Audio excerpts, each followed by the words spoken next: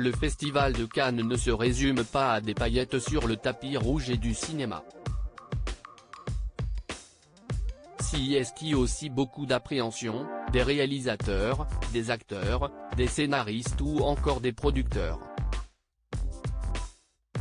Invité sur le plateau ensoleillé de cet Avoue ce jeudi 25 mai pour parler de son film en compétition pour la Palme d'Or, La Passion de Dodin Bouffant de Tran Anh Yeung, Juliette Binoche l'a rappelé.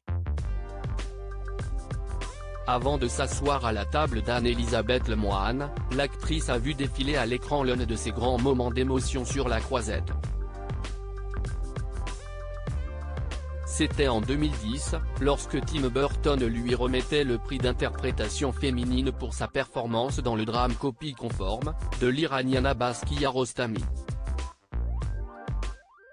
Extrêmement honorée d'être récompensée par une palme, Juliette Binoche livre alors un discours bouleversant en hommage à son réalisateur.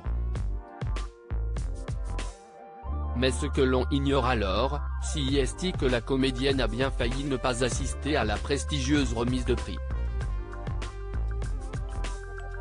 J'étais coincé à Paris et tous les rendez-vous donnés à l'aéroport ont été ratés donc je suis arrivé 1h30 avant le démarrage de la soirée, s'est ainsi souvenue celle qui a monté les marches avec son ex-compagnon Benoît Magimel, la veille.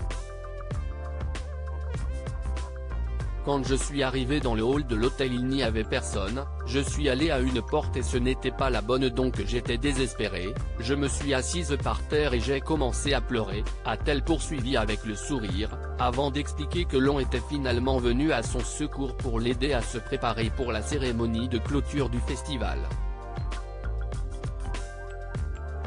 Supérieur à Juliette Binoche, de Benoît Magimel à Léos Carax. Qui sont les hommes à avoir marqué sa vie?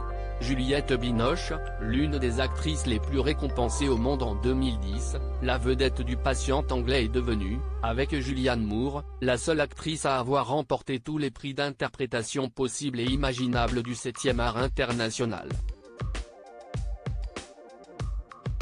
Si est un tel coup sur la tête à chaque fois, on ne peut pas habituer ça.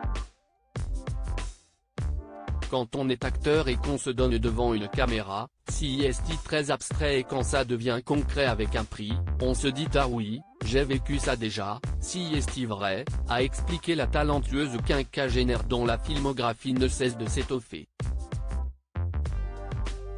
Dans le film d'époque La Passion de Dodin Bouffant, elle interprète Eugénie, une cuisinière hors pair au service du célèbre gastronome Dodin Bouffant, campé par le père de sa fille Anna, depuis 20 ans. À force de passer du temps ensemble derrière les fourneaux, une passion amoureuse naît entre eux.